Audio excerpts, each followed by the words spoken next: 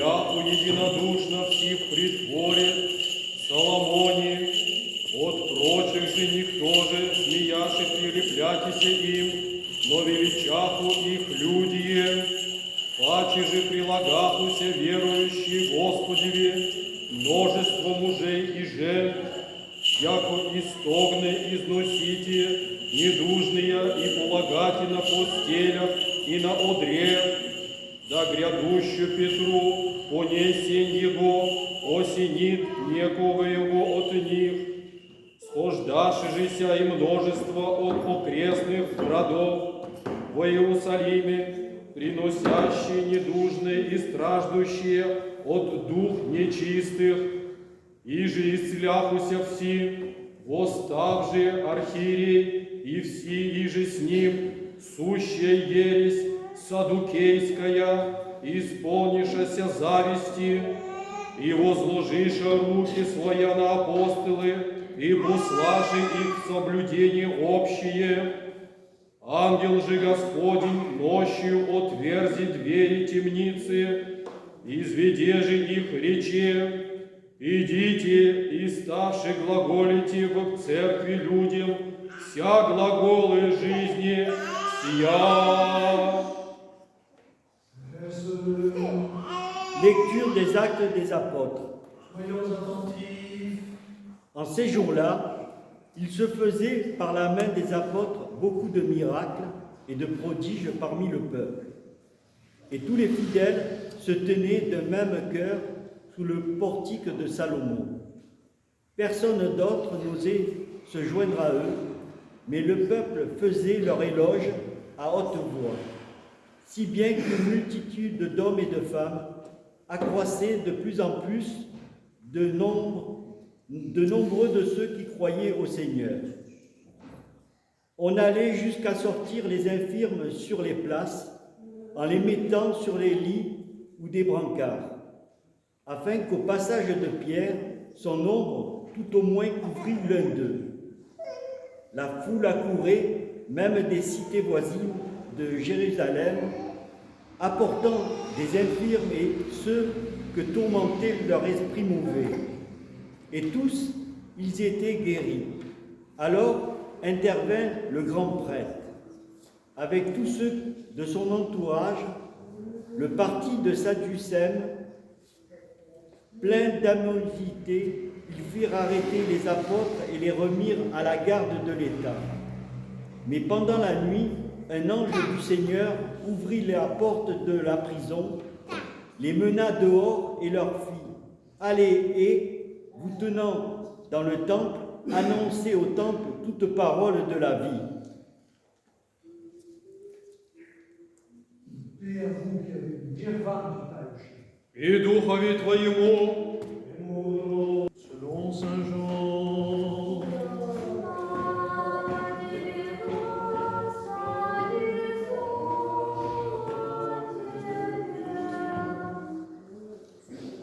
Soyons attentifs.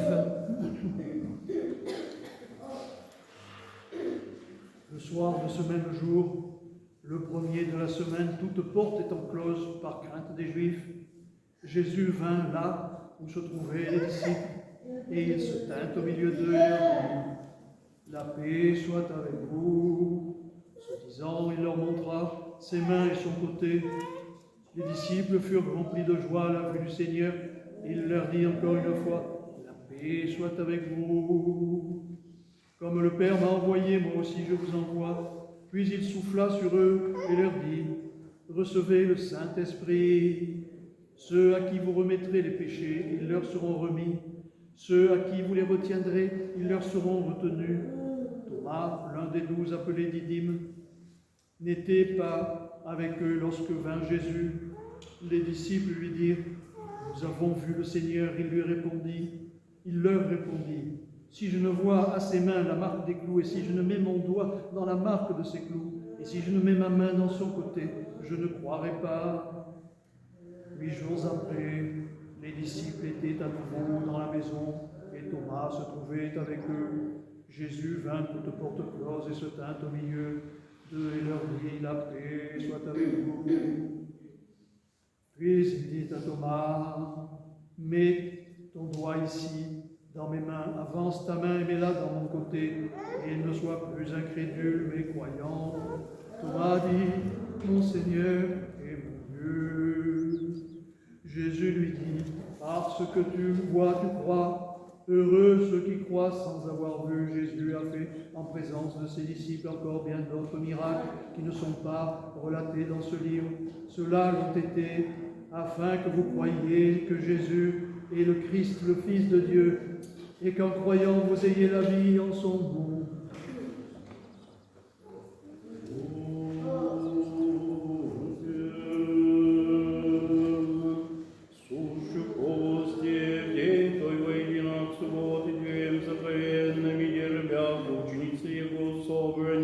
Страха ради иудейском, и Иисус и стал посреди глагола им, мир вам, и всех показай им руцы и ноги, ребра своя возрадовавшися, же ученицы, видевши Господа, и чеже им Иисус паки мир вам, яко же послами Отец я спосылаю вы, и сие дуну и глаголы им, примите Дух Святый, им же отпустите их и отпустятся им же держите держаться. Помажите на того и на десяте глаголемый близнец, не вету с ними, да приди Иисус глаголов уже ему. Друзья ученицы, видихом Господа, он же, чей мащи не вижу на руку его язвы гвоздинная, и вложу перста моего в язвы гвоздинная, и вложу руку мою в ребра его, не ему веры, и поднесу свои паки пятую ученицы его, и Фома с ними, приди Иисус дверем затворенным, и ста посреди их и рече мир вам.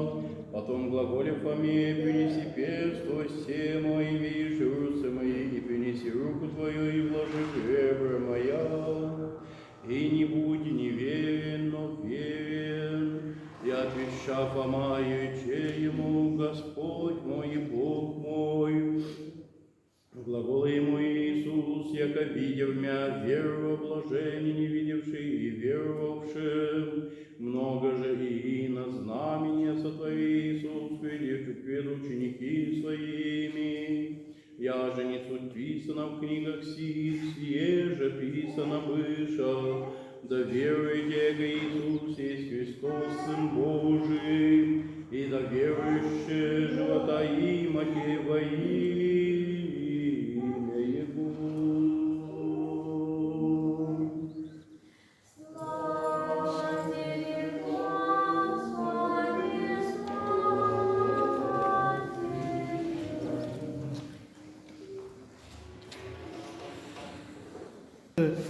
Par rapport à tout à l'heure, nous l'avons déjà fait tout à l'heure, mais je veux une fois de plus devant tout le monde et tous ceux qui n'étaient pas là accueillir dans notre communauté, dans notre paroisse, et dans notre paroisse et dans la grande famille chrétienne, le petit, adorable petit André, un André de plus chez nous, bienvenue André, et toute sa famille qui était baptisée, déjà chrétien, et qui entre dans la famille particulière de l'orthodoxie et dans notre paroisse en particulier, Noah, Rosine et Mathieu. Bienvenue chez vous. La marraine était déjà orthodoxe, Anastasie. Et nous allons parler de ce Thomas qui est un peu particulier, parce que ça nous fait un peu bizarre, si vous voulez, ça sonne Thomas dans le langage courant et dans la pensée quotidienne occidentale, c'est symbole du doute, c'est symbole de un petit peu considéré comme il y a une connotation péjorative. Thomas, celui qui ne croit pas, tu ne crois pas, moi je suis comme Saint Thomas, je ne crois pas, j'ai un doute, je suis un... Mais c'est une connotation péjorative et c'est étonnant de voir cet apôtre qu'on considère comme quelqu'un de plutôt secondaire par rapport aux autres disciples, avec ce doute qu'il manifeste. Et bien pourtant il obtient la deuxième place après la résurrection dans l'ordre des célébrations. Après la résurrection, on continue à célébrer la résurrection au travers de ses témoins. Et le premier témoin qui est célébré après le dimanche de la résurrection, c'est Thomas.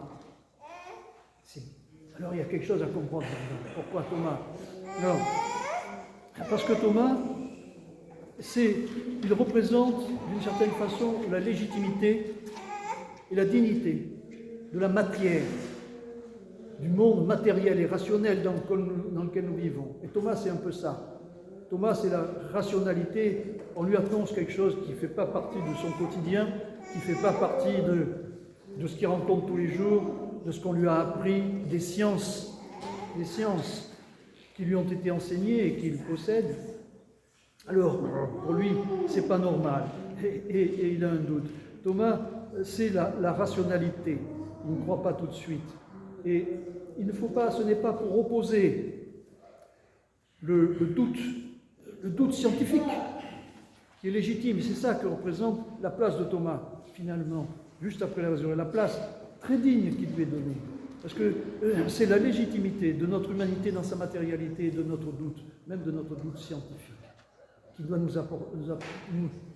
normalement, en toute logique, nous amener non pas à rejeter a priori autre chose, mais quand on a un doute, a priori, le doute scientifique doit amener à le comprendre et à le découvrir. Sinon, c'est que nous sommes à côté de la plaque et que notre esprit scientifique est devenu une religion et un dogme, au lieu d'être dans le mauvais sens du terme. Alors Thomas, c'est un peu ça, et d'ailleurs son nom le dit. Vous savez, on se demande souvent pourquoi Didyme, il s'appelle Thomas ou il s'appelle Didyme. Ben, c'est la même chose en deux langues différentes, mais si vous écoutez bien son nom, Thomas c'est le grec Thomos. Thomos, ça veut dire coupé en deux. Didyme, d'où vient le mot jumeau, c'est quand le noyau qui va devenir le fœtus est coupé en deux pour faire deux jumeaux. C'est la séparation de l'un, la séparation en deux.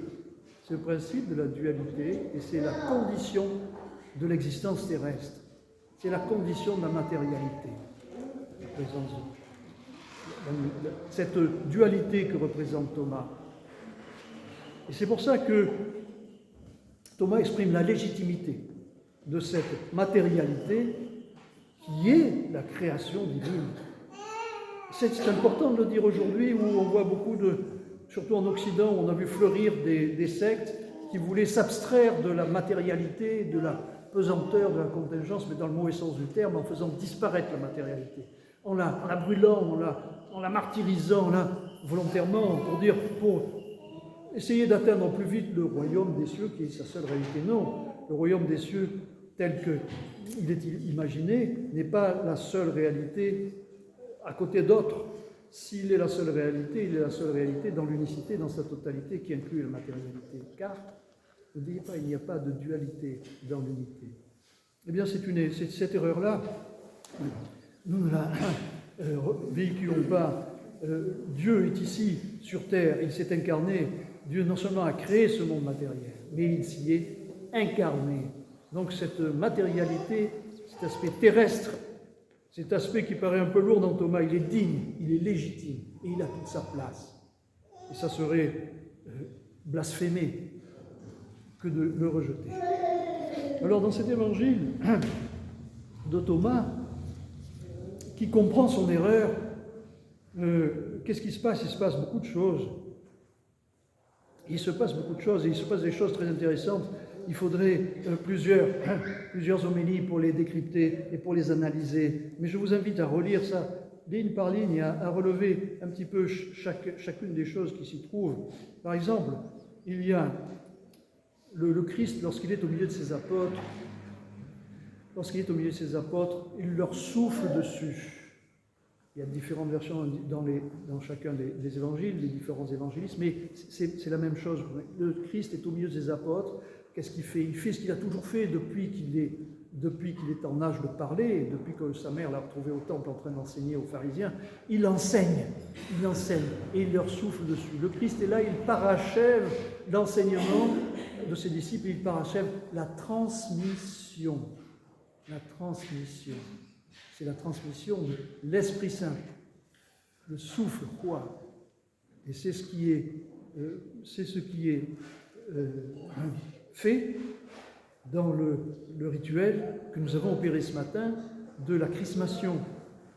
Le sacrement de la chrismation, c'est le sacrement qui correspond à la réception de l'Esprit Saint, qui correspond au souffle, qui correspond au feu.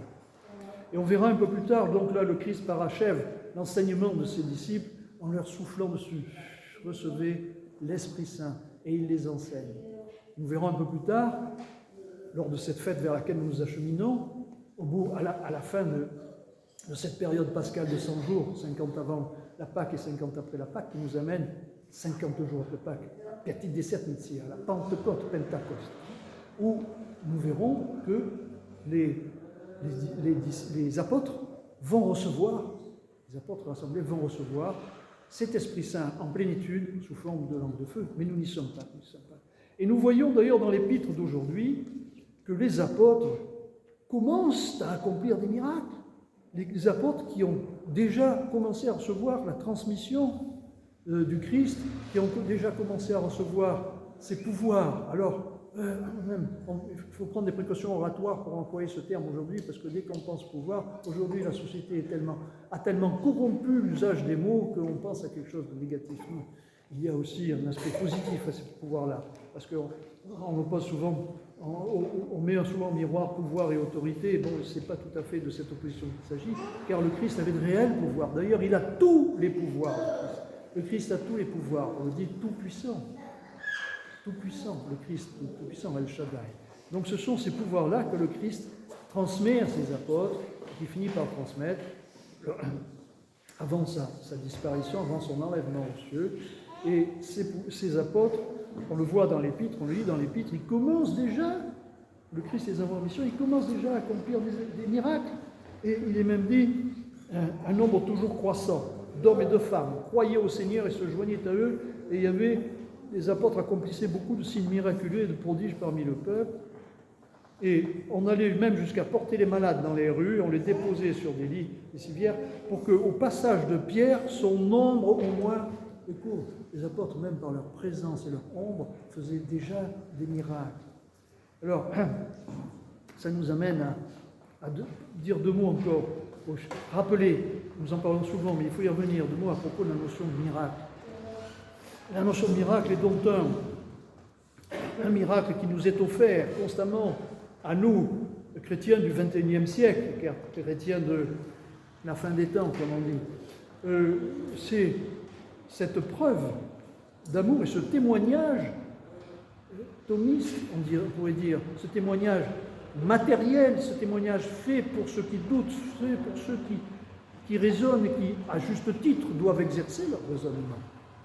Ce miracle du Christ, ce cadeau qu'il a fait en partant lors de sa résurrection, qui est son linceul, et le linceul de Turin, et qui est un cadeau à ce moment-là fait pour notre époque actuelle, qui possède aujourd'hui beaucoup plus d'instruments d'investigation scientifique qu'on avait à l'époque. Donc c'est pour nous qu'il a fait ça. Bien sûr pour d'autres qui en ont profité, car il est miraculeux, car il est plein de la puissance spirituelle de la présence du Christ. Mais cette marque matérielle, cette trace matérielle a survécu à des tas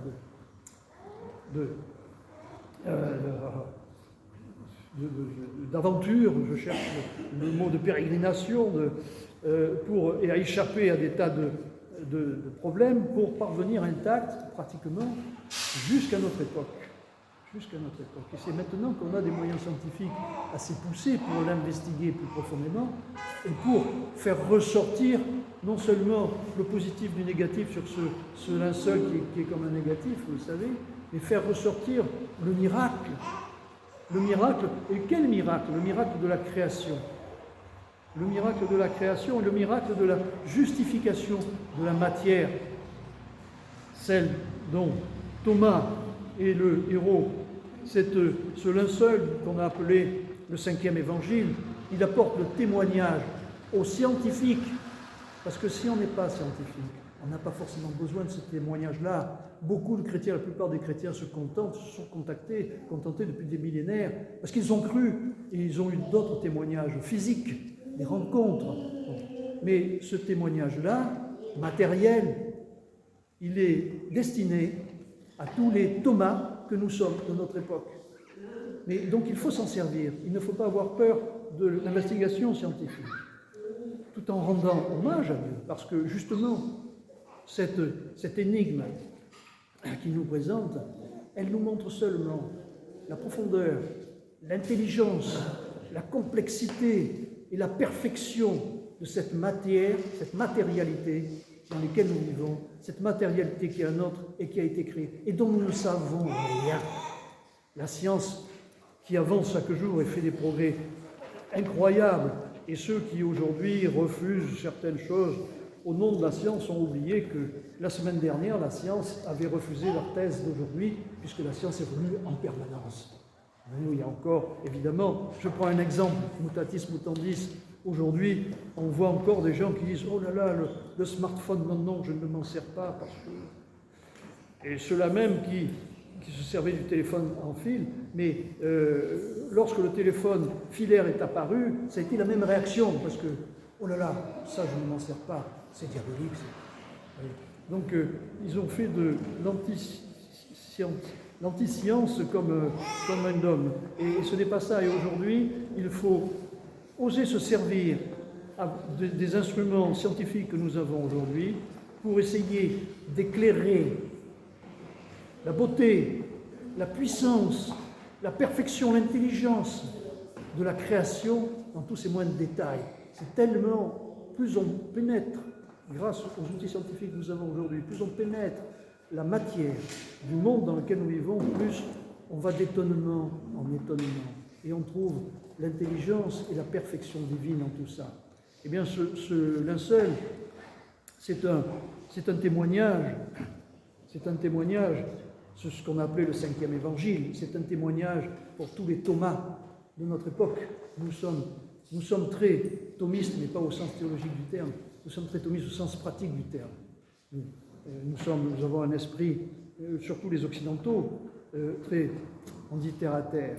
On dit terre à terre de façon péjorative parce qu'on ne connaît pas la terre, parce qu'on ne la connaît pas encore assez bien. Il y a tellement encore à découvrir, même en pensant être au sommet de la science et de la technique, on connaît à peine un millième, un millionième de la réalité de ce monde dans lequel nous vivons, auquel il faut faire conscience. C'est pour ça que je dis souvent, il ne faut pas, lorsqu'on parle de miracle, on en vient à dire le mot de miracle, lorsqu'on parle de miracle, il ne faut pas imaginer à la façon Marvel, un Christ super-héros qui peut refaire tout et n'importe quoi. Le Christ ne fait pas tout et n'importe quoi, il se sert de sa propre création. Il ne fait pas de quelque chose en dehors de la création. Il fait quelque chose dans la création. Il utilise sa création, il utilise toutes les capacités, les possibilités de sa création qu'il a disposées dans sa propre création, mais que nous ignorons. Nous sommes tellement ignorants. Alors que le Seigneur nous donne surtout le courage, nous donne le courage d'accepter notre ignorance et d'avoir de l'humilité, encore plus d'humilité. Smyrien, souvenez-vous que nos saints-pères, au bout d'une vie d'ascèse monastique, nous disaient le secret de la vie spirituelle, c'est l'humilité, l'humilité. Et en la matière aussi. Et c'est ce dont Thomas a fait preuve d'humilité, surtout lorsqu'il a reconnu, lorsque le Christ s'est adressé à lui, il a compris son erreur. Il a compris son doute. C'est-à-dire que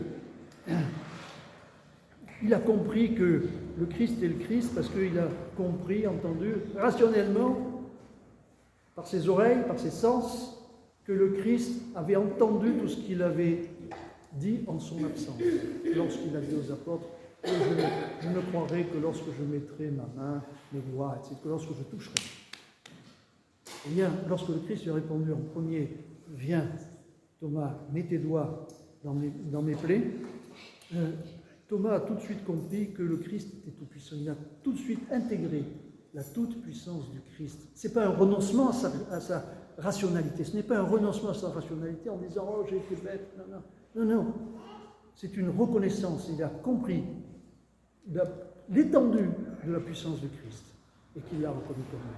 Alors que le Seigneur nous donne à tous et à chacun l'humilité de reconnaître nos limites. Et ça, c'est déjà le premier début pour parvenir à les dépasser avec la grâce et l'aide de notre Seigneur Jésus-Christ. Amen.